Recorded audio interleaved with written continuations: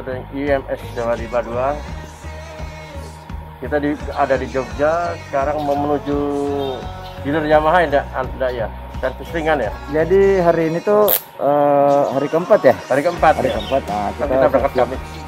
Kita ke dealer Yamaha dulu karena ke bengkel ya, bengkel ya. Karena ingin ngecek sesuatu, apakah karena kan ini perjalanan cukup jauh ya, jadi kita ngecek apakah tekanan angin berkurang, apakah volumenya masih oke gitu, atau di bagian CVT-nya ada yang longgar dan sebagainya. Nah itu kita perlu cek sih. Ya intinya cek ringan lah ya, cek ringan lah, servis ringan.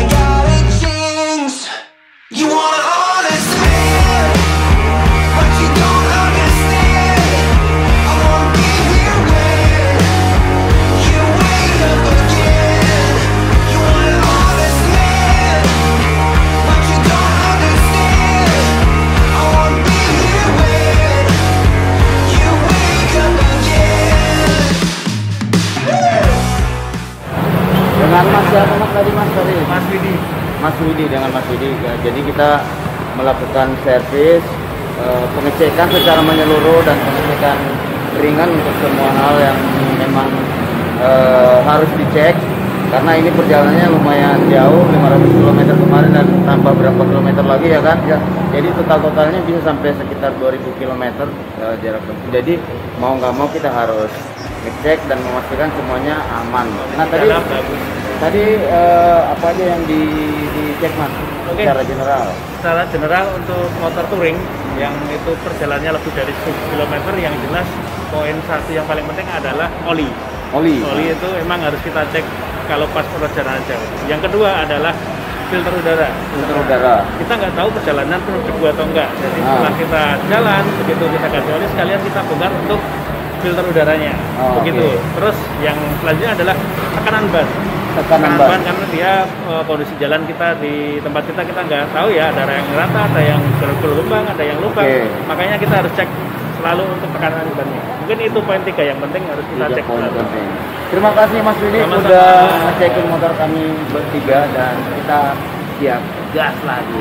Gas di jalan, keren.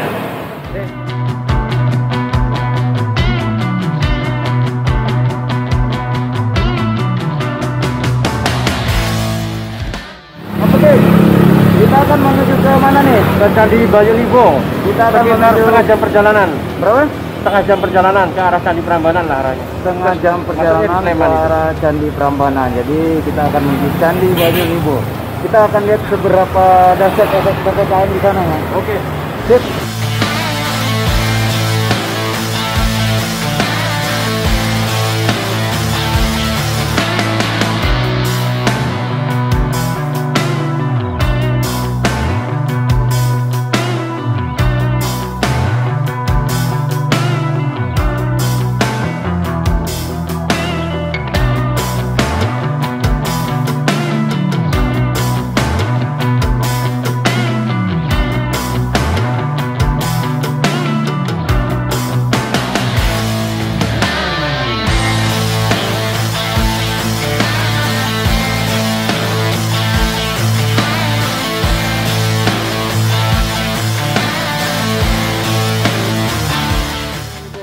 Nyampe di Candi Bayu Libo dan bisa dilihat tadi sepanjang perjalanan memang sepi ya, padahal ini hari Minggu loh, jadi ya memang karena masih pembatasan ya, betul pembatasan pariwisata juga masih ini, jadi ya kita akan coba bantu untuk membuatkan virtual tour. Jadi ini salah satu candi yang mungkin nggak terlalu banyak orang tahu, nggak banyak orang yang tahu gitu.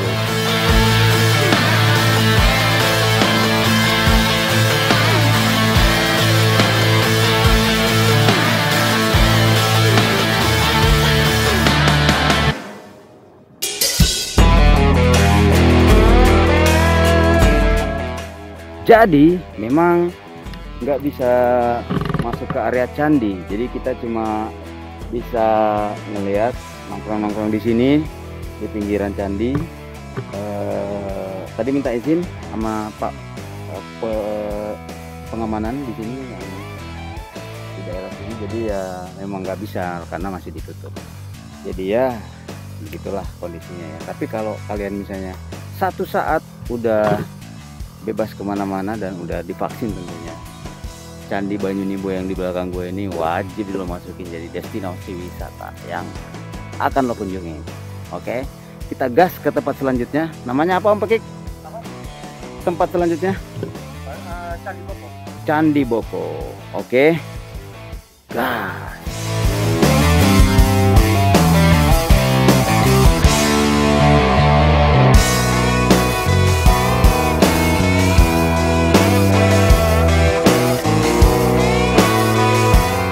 Keraton Ratu Boko yang jaraknya juga tak jauh dari Candi Banyunibo ini memang masih tertutup untuk pengunjung. Gue dan Om Pekik pun sudah mengantisipasi hal ini dan iseng saja untuk datang langsung ke sana. Namun aturan tetap aturan. Dari sini akhirnya gue dan Om Pekik langsung melanjutkan perjalanan ke destinasi selanjutnya, yaitu Gua Rancang Kencono di wilayah Mungguran, Gunung Kidul.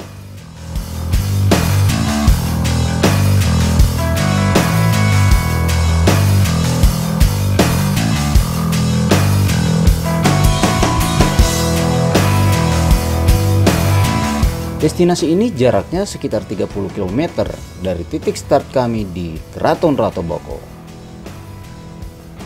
Gas!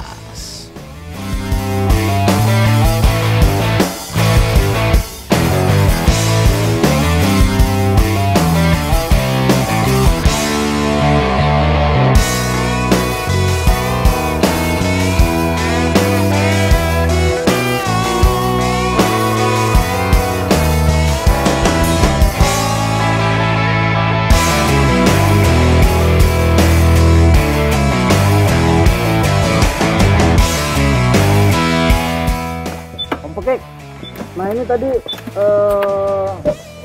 kita dikasih tahu tadi tempatnya tutup ya sementara ya. Tutup yang air terjun. Air terjun yang tutup ya. Kalau Gua Rancang Kencono masih bisa lihat, masih bisa ini. Masih bisa masuk. Ya, karena ini nilai sejarahnya besar ini, tinggi ini. Oh, jadi kita ke Gua Rancangnya ya. Ke Gua Rancangnya air terjunnya karena PPKM, jadi kita mematuhi lah tutup. Jadi kita... Tadi katanya jalan berapa meter ke dalam? 400 meter. 400 meter lumayan jauh juga berarti ya. Lumayan ngilu kaki ya. Nah, gimana? Kita mau masuk ke dalam cukup sampai di sini? Kita ke guanya aja, kita lihat guanya. Oh gitu. Ya. Guanya kan di depan ini. Oh, udah ada di sini. Ini guanya nih. Ini ini. Iya, ini uniknya gua. Biasanya gua kan di bawah bukit gitu. Iya. Ini di bawah. Itu gua itu. Oh, gitu. Ayo kita turun lihat ya. Oke, sip. Kita lihat guanya aja ya. Ya.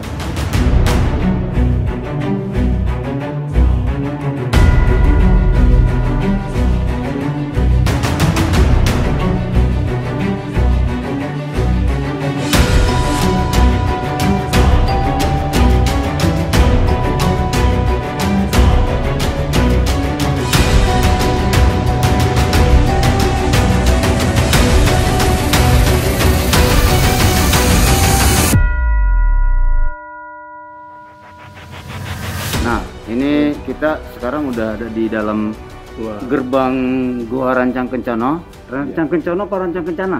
Rancang Kencono. Rancang Kencono, karena di daerah Jawa makanya kita pakai O ya. Oh, Rancang Kencono. Ya, gitu ya. Nah, dengan Bapak siapa? Kepu. Bapak Kepu. Nah, Bapak Kepu ini penduduk asli di daerah sini. Tetangga sini ya. Dan memang dari kecil sudah bermain di dalam gua sini ya. Betul. Main umpat, main bola di sini. Sudah main di dalam sini dan ya memang dari sejarahnya memang sekitar 3000 tahun lalu memang sudah dihuni oleh manusia ya. Iya. Guanya. Nah, ini pun sejarahnya pohon ini sudah ratusan tahun lalu sudah ada katanya. Nah, ini juga sempat dijadikan tempat ritual. Sampai sekarang masih kepakai sampai masih dipakai. untuk ritual-ritual ya? Masih sembayangan, ritual, popon itu masih dipakai. Terus masalah gaib itu makanya kalau Bapak tadi udah punya indera itu pasti sudah disambut, disalami, sudah pasti keluar ada. Kan gitu. Biasanya yang udah ini yang bisa ngelihat. Yang di bawah pohon sini, ini yang namanya ini, yang ini sini itu pasti ada muncul. Pasti. Biarpun nggak ini pasti muncul. Nah, tadi ada sempat disebutkan Sunan Kalijaga atau kerajaan. Kerajaan ya. Itu gimana ceritanya, Pak?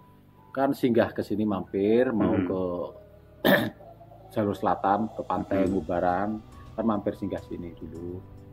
Nah, merencanakan yaitu pertemuan. Caranya bikin strategis atau gimana, pokoknya merencanakan. Menyusun rencana di sini. Menyusun rencana. Guanya itu 2 pintu, timur sampai Merapi, kalau barat sampai si gedoknya itu. Nah, ini dalam kondisi kayak gini PPKM, Pak. Itu gimana, Pak? Pengunjung pengunjung sebelumnya rame banget kan apa gimana? Normal. Kalau pas nggak PPKM mungkin normal biasa pengunjung. Sehari itu sekitar 200-100 nih paling sepi. Banyak paling sepinya. 200. Banyak itu 200. 200 lumayan. Niku paling sepi nih hari-hari biasa lah, nggak hari besar. Iya. Kalau hari besar full pasti. Libur panjang. Bisa sampai berapa orang tuh, Pak? Ribuan.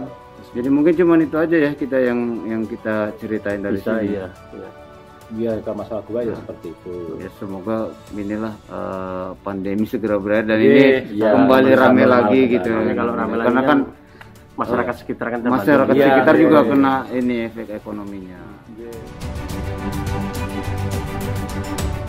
Usai bercerita dalam suasana mistis Gua Rancang Kencono di kawasan Gunung Kidul, gue dan Om Pekik beringsut ke Surakarta mengikuti petunjuk dari peta digital. Dalam perjalanan, pandangan gue tiba-tiba terpana dengan jajaran batu di tanah lapang. Padahal di dekat situ nggak ada tanda-tanda gunung batu. Mumpung lewat, kami pun mampir untuk memberikan jejak digital bahwa gue pernah mampir di sini. Setidaknya rehat bentar sebelum lanjut ke Solo untuk kulineran. Gas!